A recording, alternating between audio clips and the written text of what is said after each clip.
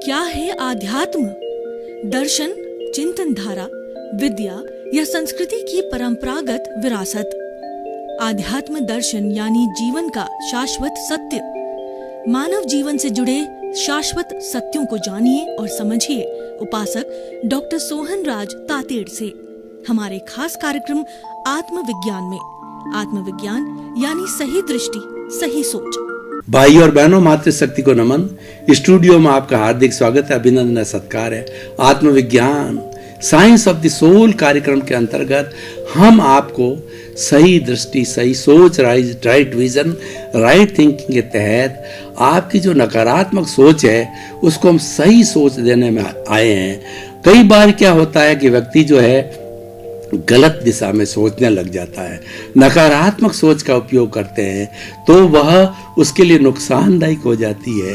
तो हम सकारात्मक सोच के टिप्स देते हैं, सूत्र देते हैं, प्रयोग करवाते हैं ताकि सकारात्मक सोच को प्राप्त करके आप एक होलिस्टिक, एक संतुलित व्यक्तित्व का निर्माण करें। और ये सारा कार्य हम प्रतिदिन नए नए एपिसोड्स के माध्यम से करते हैं। तो आज हमारा बहुत ही सुंदर एपिसोड है, वह है आध्यात्मिक स्वास्थ्य। भाई और बहनों, स्वास्थ्य का क्या अर्थ होता है? स्व प्लस अवस्थ, स्व में अवस्थित होना। स्व क्या ये शरीर में स्व हूं या शरीर के शरीर भी एक स्व है? लेकिन इस शरीर के परे भी एक चीज, हम अल्टीमेट ट्रुथ की बात करते हैं तो अल्टीमेट ट्रुथ के अंदर हमारी आत्म तत्व भी आता है और आत्मा अल्टीमेट होती है। आत्मा जो है हर युग में रहती है, हर समय थी है। ये जो है सच्चिदानंद होती है, सत्य, चित्त और आनंद।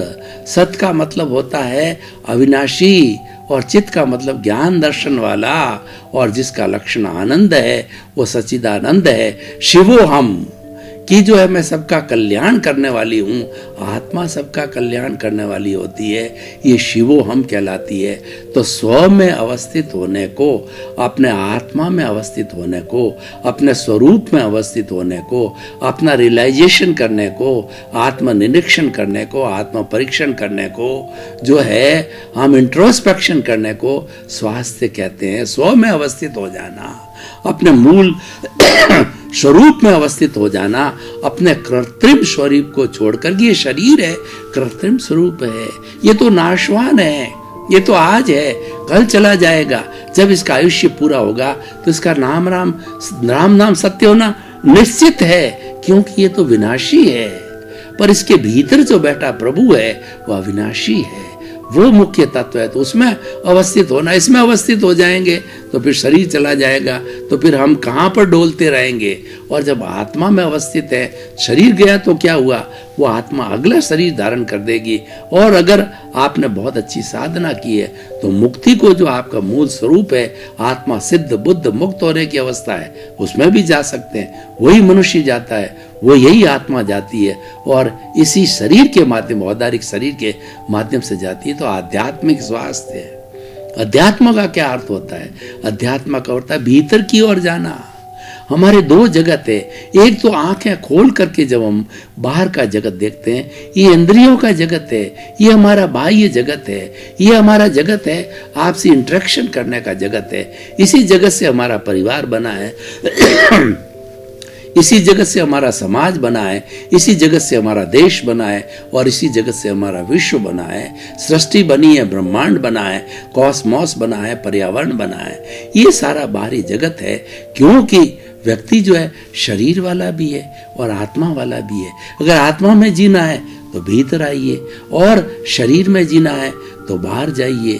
बाहर जाने पर 5 इंद्रिय है, उनके सारे सुख है, और ये सामने हमारा पूरा वातावरण इंद्रिय है, पेड़ है, पौधे है, और कल कल करते हुए झरने हैं, और हमारे जो है ये सारी छटा है, प्राकृतिक छटा है, और देश के बड़े बड़े सुंदर शहर है, बड़े बड़े मकान हैं, बड़ी बड़ी अट्टालिकाएं हैं, और बड़े बड़े मनोरंजन के साधन हैं।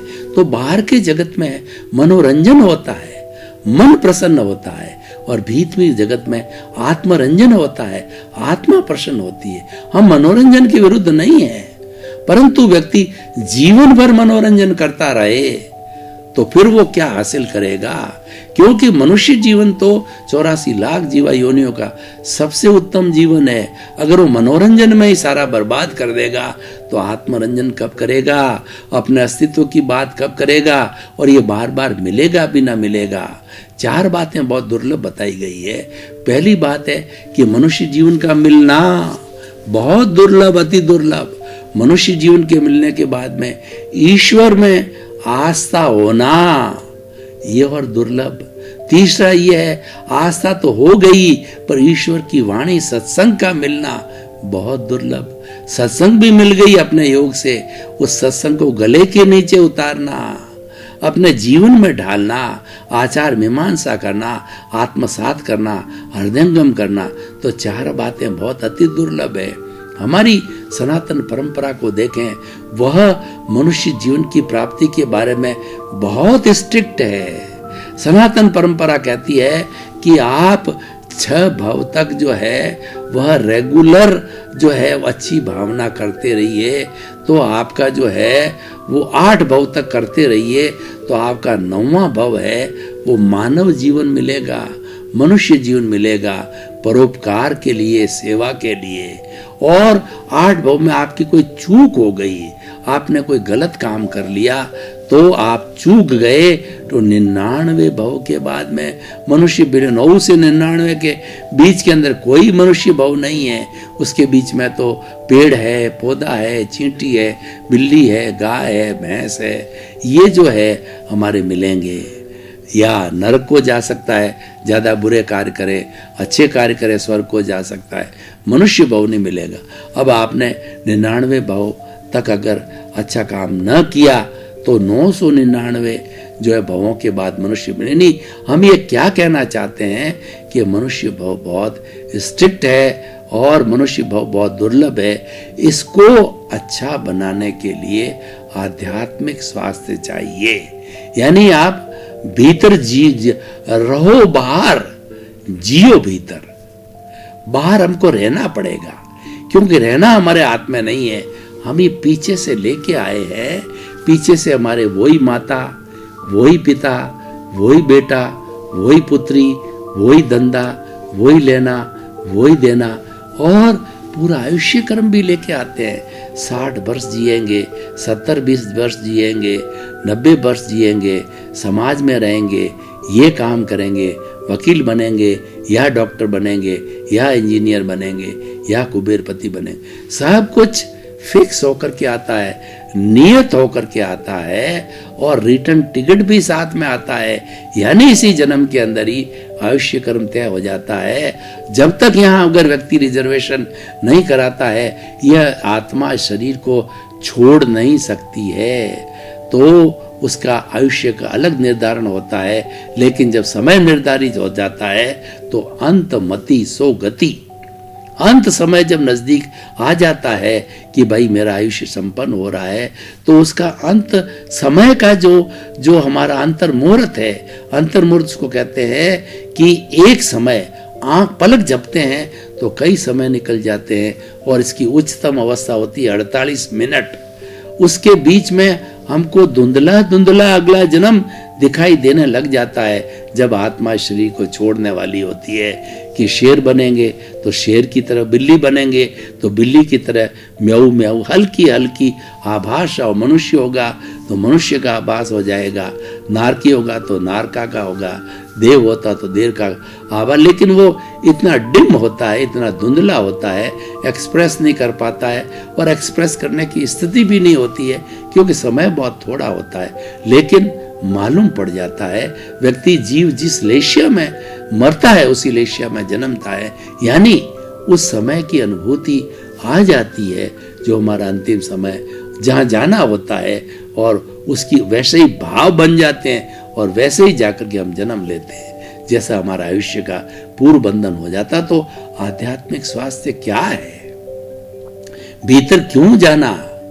भीतर इसीलिए जाना कि प्रभु भीतर है, बाहर तो जो है सारा मनोरंजन है, मन काम करता है, 5 इंद्रियां करती है कि स्पर्शन रसन घ्राण चक्षु श्रोत्राणि इंद्रियाणि, अच्छा खा लूं, अच्छा पहन लूं, अच्छा जो है एंटरटेनमेंट कर लूं और अच्छे कपड़े पहन लूं, अच्छा घर बना लूं और अच्छी ज्वेलरी, अच्छा हमारा बैंक बैलेंस, अच्छी गाड़ी, सब कुछ अच्छा। बाहर भोग के साधन जुटाते हैं, वो मनोरंजन है। और अध्यात्म जगत है वो आत्मरंजन करता है। भीतर जाइए, भीतर का जो बाहर का जो जगत है वह तो भीतर के जगत की तुलना के अंदर 0.001% ही नहीं है। हमारी जो आंख कितना दूर तक देख लेगी, 100 feet, 200 foot, 500 foot, 1000 foot, 1 kilometre, लेकिन जो भीतर प्रभु बैठा है वो सारे लोक को देखता है। जे पिंडे थे ब्रह्मांडे, जो इस पिंड में है वही ब्रह्मांड में, ये पिंड है ब्रह्मांड का प्रतिनिधि है। जे एगे जाने ते सब्बे जाने, इस ब्रह्मांड के अंदर जो सबसे बड़ा पावरफुल तत्व है वो आत्म तत्व है। जिसने एक आत्म तत्व को जान लिया उसने संपूर्ण ब्रह्मांड को जान लिया। आत्मा के लिए बताया जाता है कि जो शुद्ध आत्मा है वो 84 लाख जीवा योनि, पेड़ हो, पौधा हो, गाय हो, भैंस हो, बिल्ली हो, राम हो, कृष्ण हो, मैं हूं, आप हूं, 24 तीर्थंकर है, 24 तीर्थ, सबकी शुद्ध आत्मा एक जैसी है। तो ये भेद क्यों दिखाई देता है? ये भेद इसीलिए दिखाई देता है हर एक के कर्म अलग अलग है। हर प्राणी कौज अपने अपने अलग डालता है, भाव अलग अलग करता है। तो जैसे भाव होते हैं उसी के अनुसार भाव बनता है। भाव बिगाड़ोगे तो भाव बिगड़ेगा, भाव सुधारोगे तो भाव सुधरेगा। आज हमारे जो भाव है ये कॉजेज है, ये कॉजेज कर्म बीज के रूप में पड़ते हैं और वही कॉजेज, वही भाव है अगले जन्म में हर प्राणी के जो है द्रव्य कर्म रूप में पड़ते हैं, जिसको कि हम 8 तरह के कर्म कहते हैं। ज्ञानावर्णीय, रसनावर्णीय, वेदनीय, मोहनीय, आयुष्य, नाम, गोत्र, अंतराय, उसकी 148 प्रकृतियां हैं। और वो हर स्पेसी के लिए, हर प्राणी के लिए अलग अलग तरह के कॉजेज होते हैं, अलग अलग तरह के भोग होते हैं, अलग अलग तरीके उनको शरीर मिलते हैं, अलग अलग तरीके भोगते हैं।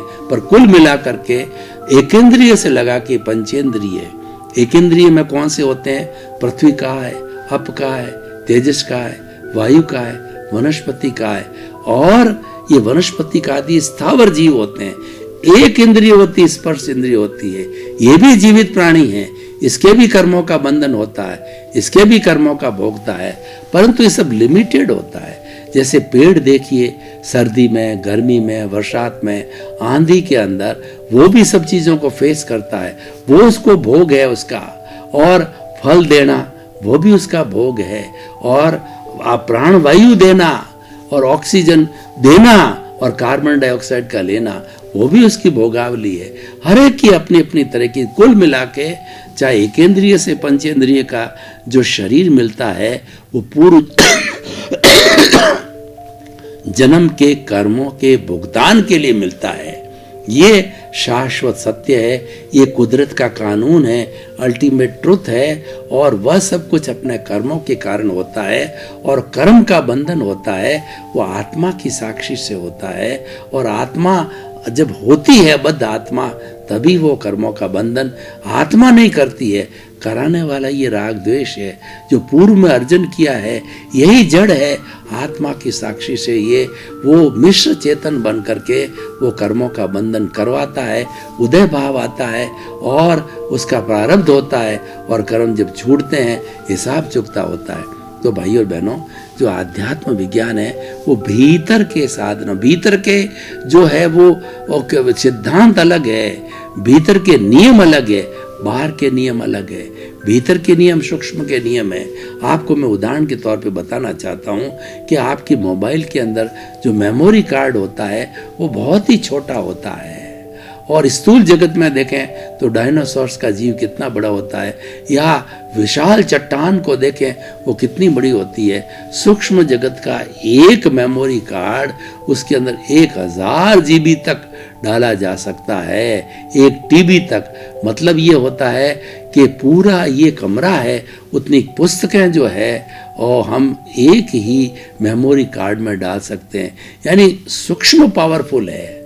और सूक्ष्म से स्थूल बनता है, सूक्ष्म गाइड करता है स्थूल को, तो जो सूक्ष्म जगत है वो प्रभु का जगत है। वहीं से सारा, क्योंकि प्रभु है वह ज्ञाता दृष्टा भाव है, वह शरीर में तो रहता है पर शरीर से अलग है। ये शरीर तो करने वाला है, ये शरीर भोगने वाला है, ये शरीर करने वाला कराने वाला जो है, इसके बीते कार्मण शरीर है, वो उसी ने ये शरीर बनाया है और वही शरीर का संचालन करता है, वही सुख दुख की अनुभूति कराता है, वही कर्मों अर्जन करवाता है और कर्मों का विसर्जन करवाता है, कर्मों को भुगताता है। लेकिन जो भीतर बैठा है आत्मविज्ञान, वो बिल्कुल आत्मा जो है अपने आप के ज्ञाता दृष्टा भाव में है, वो अशरीरी है। वो तो सिर्फ जानने वाला, देखने वाला। क्या देखने वाला है? इस शरीर की प्रकृति को देखने वाला, क्योंकि शरीर में बैठा है। आत्मा का स्थान ऐसा पिनियल ग्रंथि माना जाता है, तो आत्मा यहाँ पर निवास करती है और यहीं से संचालन करती है। संचालन किसको करता है? ये हमारा तेजस शरीर है, वहीं से जो है ये सारा जो सूक्ष्म शरीर का निवास होता है।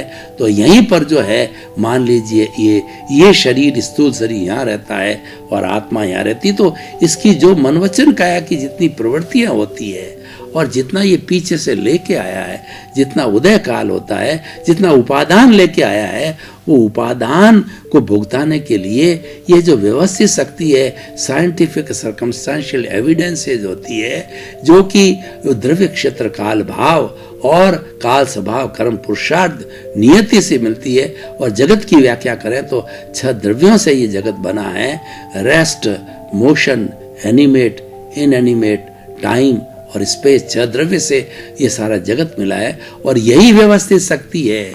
यही व्यवस्थित शक्ति हर प्राणी के उपादान के अनुरूप जब उसका उदय काल आता है, जब उसका भुगतान का समय आता है, जब प्रारब्ध आता है, तो वैसे ही साधन जुटाती है, वैसा ही संजोग भेज देती है। उदाहरण के तौर पर मान लीजिए कि आपको अगर किसी व्यक्ति ने पिछले जन्म में आपने किसी को धोखा दिया है, तो इस जन्म में वह व्यक्ति निमित्त बन के आएगा और आपको धोखा देगी। अब निमित्त बन के लाना है, यह कार्य व्यवस्थित शक्ति का है। मैं आपको एक उदाहरण के तौर पर बात बताना चाहता हूँ, उससे स्थिति स्पष्ट हो जाएगी जो आध्यात्म स्वास्थ्य के बारे में, किस तरीके से आध्यात्म स्वास्थ्य फंक्शन करता है और क्या घटित होता है। 2 मित्र थे और पक्के मित्र थे। एक मित्र गांव में रह रहा था, दूसरा मित्र देशावर, पुराने जमाने की बात है, 12-12 साल तक कमाने के लिए देशावर जाते थे। तो उन्होंने कहा मेरे पास एक्स्ट्रा मनी है। पहले लॉकर्स नहीं होते थे, पहले कोई सिस्टम नहीं था, किसी के पास रख के जाते थे, रखवाली करने वाले की, जिस पर विश्वास होता है। अपने मित्र को कहा कि ये 50,000 की संपत्ति है, मैं तुम्हारे को दे करके जाता हूँ और ये पैसा है, तुम इससे धंधा करोगे तो मुझे ब्याज दे देना, मैं जब वापस आऊँ। तो वापस वो 12 साल के बाद में आया, क्योंकि पहले डाक वाक और इतनी व्यवस्थाएं नहीं थी, बातचीत होती भी थी नहीं भी होती थी, तो पत्र से होती थी। तो उसने कहा भैया मेरा जो है हिसाब ये बना, 50,000 मूल्य, 10,000 रुपया ब्याज हो गया इतने सालों का, 60,000 रुपये मेरे लौटा दो, मैं घर पहुंच गया हूँ, मैं उसका उपयोग करूँगा, घर बनाऊँगा घर के लिए। तो इस तरीके से उसने वो नट गया। कौन सा पैसा, किसको दिया, कब दिया, क्या तुम्हारे पास हुंडी है, क्या तुम्हारे पास दस्तावेज है लिखित, यानी बिल्कुल साफ उसने मना कर दिया। अब देखिए वो झुटला दिया। अब क्या होता है कि दोनों मर जाते हैं, सो सम आयु के थे और सम आयु के मर करके। और देखिए कि जिसको पैसा लेना था 60,000 रुपये, वो बेटा बना, और जिसको देना था वो उसका पिता बना। दोनों मित्र थे तो पिता पुत्र बने, लेने वाला देने वाला। अब देखिए बच्चा जब जन्म लिया पहले दिन से बीमार, और उसके पिता ने पहले दिन से उस पर खर्चा करना चालू कर दिया, डॉक्टर को दिखाना, दवाइयाँ लाना उसके स्वास्थ्य के ऊपर, क्योंकि बच्चा है उसके प्रति मोह होता है, उसको बचाना चाहता। वो खर्चा करता गया करता गया करता गया। अब जब पूरे 60,000 रुपये अपने बेटे पे खर्च हो गए तो उस बेटे ने कहा पिताजी मैं अब जा रहा हूं, मेरा हिसाब चुकता हो गया। मैं जो है अपन आप याद करो कि पहले दोनों मित्र थे और ये जो है मैंने आपको जो है पिताजी आपके मित्र के रूप में 50,000 दिए और ब्याज सही 60 हुए, आपने दिए नहीं, अब मैंने वसूल कर लिए, अब मैं जा रहा हूँ। वो मर गया। तो सारी दुनिया का यही सिस्टम है, हमारा हिसाब किताब चलता है, हमारा लेना देना चलता है। यही सारा आध्यात्मिक स्वास्थ्य के भीतर जो है हमारे जो आत्मा के गुण हैं वो डेवलप होने चाहिए। आत्मा की पहचान होना चाहिए कि मैं कौन हूँ। ये पहचान करने के लिए आध्यात्मिक स्वास्थ्य है कि आप भीतर जाओ और पहचान करो कि मैं तो शुद्ध आत्मा हूँ, मैं तो ज्ञाता हूँ, मैं तो दृष्टा हूँ, मैं तो जानने वाला हूँ, मैं तो देखने वाला हूँ, मैं अनंत ज्ञान वाला हूँ, मैं अनंत दर्शन वाला हूँ, मैं अनंत शक्ति वाला हूँ, मैं अनंत सुख का धाम हूँ, मैं अव्यबाद हूँ, मैं अजर हूँ, मैं अमर हूँ, मैं टंकोत्कीर्ण हूँ, मैं जलता नहीं, मरता नहीं, कटता नहीं, किसी को रोकता नहीं, किसी से रुकता नहीं। मैं तो अविनाशी तत्व हूँ, मैं तो सच्चिदानंद हूँ, मैं तो शिवो हम हूँ, मैं तो हर वक्त आनंद में रहने वाला हूँ, मैं तो अशरीरी हूँ, मन वचन का ऐसे मुक्त, ऐसा मैं शुद्ध आत्मा हूँ। द्रव्य कर्म, भाव कर्म, नौ कर्म, मन वचन काया तथा मेरे नाम की सर्वमाया प्रकट परमात्मा स्वरूप प्रभु के सुचरणों में समर्पित करता हूँ। ऐसा चिंतन करना ये आध्यात्मिक स्वास्थ्य है। हम आत्मिक गुणों की बात करते हैं, अपने अस्तित्व की बात करते हैं कि ये तो जड़ है, ये तो इसी की परिणति है और ये जो है जिंदगी भर भुगतान इसका चलता रहेगा। और मेरी तो सिर्फ प्रेजेंस है, मेरा तो सिर्फ हाजिरी है। कई बार क्या होता है कि माता पिता बुजुर्ग हो जाते हैं, अवस्था हो जाती है, ज़्यादा चल फिर नहीं सकते, परंतु वो माता पिता है, उनकी हाजिरी होती है, शादी के सीनों में प्रेजेंस होती है, वो बैठ जाते हैं और लगता होता है कि ये पेरेंट्स जो है वो इनको आशीर्वाद दे रहे हैं, उनकी अटेंडेंस होती है, वहाँ हाजिरी होती है। तो बहुत सी जगह ऐसी कोई बड़ा पुरुष आ जाता है, मान लो बड़ा नेता आ गया, नरेंद्र भाई मोदी की तरह, वो 2 मिनट में अपनी हाजिरी दे करके किसी प्रोग्राम में चले जाते हैं, हमारे उनकी अटेंडेंस हो गई। तो ये हाजिरी है, ये आत्मा की हाजिरी है, करता कुछ नहीं है, न तो करता है न कराता है, ये तो जानने वाला, देखने वाला, कराने वाला। ये तो आध्यात्मिक स्वास्थ्य क्या है कि हमारा भीतर शुद्ध होना चाहिए। भीतर हमारे जितने नकारात्मक भाव है उसकी तरह सकारात्मक भाव आ जाए। नकारात्मक भाव है हमारी, उसके सामने प्रतिरोधात्मक शक्ति को खड़ा करो सकारात्मक भावों की, और सकारात्मक भावों की जब शक्ति खड़ी हो जाएगी तो नकारात्मक भाव तिरोहित हो जाएंगे और धीरे धीरे आध्यात्मिक स्वास्थ्य के रूप में सकारात्मक भाव जो है प्रकट हो जाएंगे। मैत्री, प्रमोद, करुणा, मध्यस्थाश्च, ये सकारात्मक भाव है। प्रेम, सौहार्द, अहिंसा, सत्य, चौर्य, ब्रह्मचर्य, अपरिग्रह, दूसरा मन वचन काया की मनोगुप्ति, वचन गुप्ति, काय गुप्ति, ये सारी चीजें जो है ये हमारा आध्यात्मिक स्वास्थ्य आ जाता है। और जो भीतर गोते नहीं लगाते हैं वो तो भीतर नकारात्मक भाव पड़े हैं, हिंसा के भाव है, अशांति के भाव है, लड़ाई झगड़ा, भोग विलास और जो है और मैथुन, कामुकता और ये चीज़ों के बारे में सोचते रहते। 5 इंद्रिय सुख, खाना पीना, उठना बैठना, मैं, मेरा, मेरा घर, मेरा बंगला, कितना बड़ा मैं, कितना बड़ा आदमी, मेरे पास कितना धन है, मेरे पास कुबेरपति है।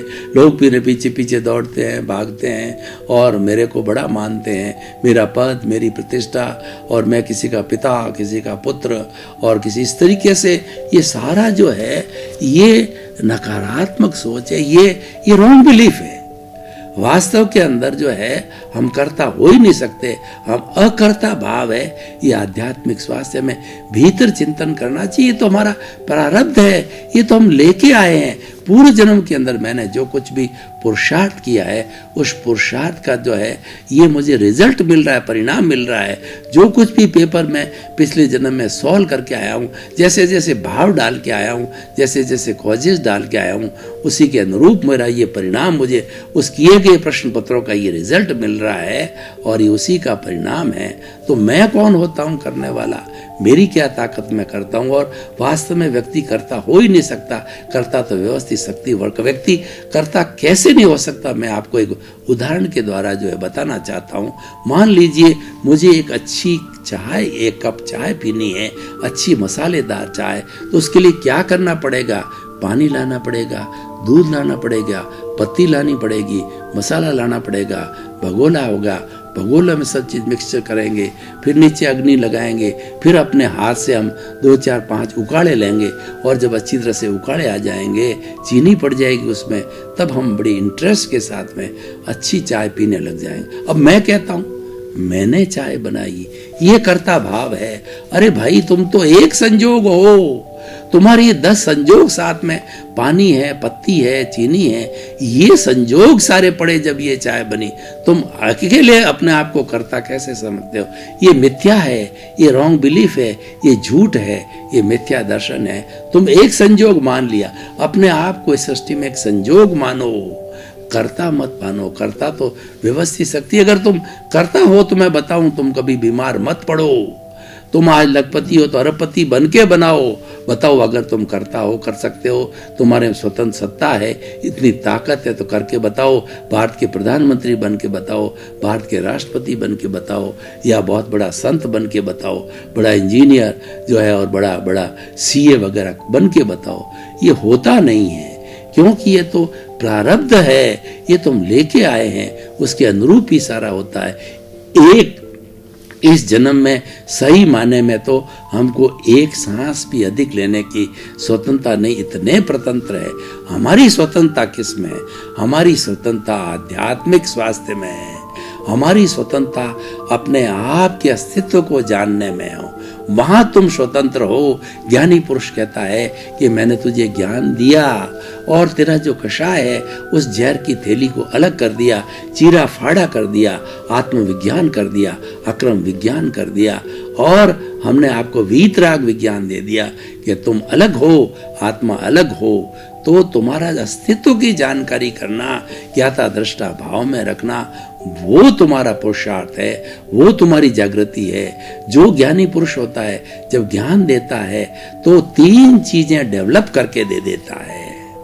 जैसे जैसे कि माता पिता होते हैं और वो बच्चे का ध्यान रखते हैं, तो बच्चे को बिजनेस कराना होता है, बच्चे को फैक्ट्री लगा के दे देते हैं, दुकान लगा के दे देते हैं, दुकान में सामान ला करके दे देते हैं, फिर कहते हैं अब तो इसको डेवलप कर।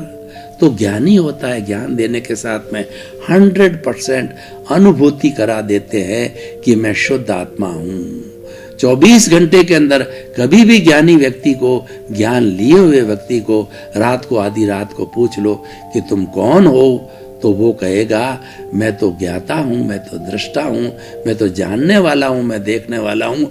और ये सोहनराज रिलेटिव है ये तो कर्मों के भुगतान के लिए मिला, ये रिलेटिव है, और मैं तो रियल हूँ। ये प्रतीति बिठा देता है ज्ञानी पुरुष। और साथ के अंदर जैसे कि दुकान डेवलप करके देता है फादर, तो ज्ञानी पुरुष जो है वो दुकान क्या डेवलप करके दे देता है, वो 15% जागृति पैदा कर देता है। जैसे कि मटेरियल डाल दिया दुकान के अंदर और फिर कहा तुम बेचते रहो, ग्राहकों को ढूंढो, ये तुम्हारा क्रय मूल्य है, ये तुम्हारा विक्रय मूल्य है, विक्रय मूल्य माइनस क्रय मूल्य इक्वल टू लाभ, ये करते रहो, तो जागृति पैदा करता है। 15% जागृति डाल देता है और कहता है अब तुम पुरुषार्थ कर, तो पुरुषार्थ बन गया, ये जागृति पैदा कर। 24 घंटे जो कुछ भी ये फिल्म चल रही है 70 साल, 80 साल, 90 साल की, उसमें अपने आप को अलग मानो। मैं अलग, ये अलग, और मैं तो ज्ञाता हूं, मैं दृष्टा हूं, वही मेरा स्वरूप है, मैं तो अकर्ता हूं। और संवर की भावना रखो। संवर की भावना क्या है कि ये मेरे भीतर विराजमान शुद्ध आत्मा भगवान मुझे ऐसी शक्ति दो, जागृति दो कि मैं 84 लाख जीवा योनि के किसी प्राणी को किंचित मात्र भी मेरे द्वारा मन से, वचन से, काया से, करने से, करवाने से, अनुमोदने से किसी को किंचित मात्र भी कष्ट न हो। ये संवर है। और संभाव क्या है? संभाव ये है अपने दोष देखो। इस पूरी दुनिया में, सृष्टि में किसी भी प्राणी को दोषी मत देखो। दोषी कोई होता ही नहीं है। दोष स्वयं तुम्हारा है। तुम्हारे दोष के कारण दूसरे का, अगर दूसरे का दोष नजर आता है, दूसरे के बुरे भाव आते हैं, वो तुम्हारा दोष है। वो तुम्हारे जो भीतर बैठा है वह उसको दोषी बना रहा है, वो उसके दोष क्यों, इसका काम ही यही है, इसका लक्षण ही यही है, इसकी प्रॉपर्टी यही है कि वो दूसरे को दोषी देखेगा, दूसरे के प्रति बुरे भाव रखेगा, अपने दोषों का रक्षण करेगा, अपने दोष कभी नहीं देखेगा। तो ये संभाव है। दूसरों के जो है को दोषी न देखना, खुद के दोषों को देखना, दूसरे के प्रति बुरा भाव नहीं लाना, हर किसी भी परिस्थिति में ये संभाव है। तो ये सारा हमारा आध्यात्मिक स्वास्थ्य है कि आत्मा की अनुभूति करना, आत्मा का रियलाइजेशन करना, आत्मा की बात करना, ये आध्यात्मिक है। और उससे दूसरे काम सब ऑटोमेटिकली हो जाते हैं। हमारा बाहर का जगत अपने आप सुंदर बन जाता है। भाई और बहनों, आपका बहुत बहुत धन्यवाद। आप हमारा ये आत्मविज्ञान कार्यक्रम बराबर देखते रहिए। इसमें ऐसे सूत्र मिलेंगे जो आपकी जीवन की दिशा को अच्छा बना देंगे, आपको अच्छा इंसान बना देंगे और आपका विकास करेंगे। आपका जीवन सब कुछ जीते हुए आपके जीवन को बहुत अच्छा बना देंगे, क्योंकि हमारा आत्मविज्ञान का उद्देश्य है सर्वे भवन्तु सुखिनः सर्वे भवन्तु निरामया। सब जीवों का कल्याण हो, जय जगत हो, सबको सुख मिले, शांति मिले और सबको आनंद मिले और जगत के सब जीवों को मुक्ति मिले। इसी क्रम में आपका जीवन आनंदमय हो, मंगलमय हो, सुखमय हो, मंगलमय हो। आत्मविज्ञान में आत्मविज्ञान यानी सही दृष्टि, सही सोच।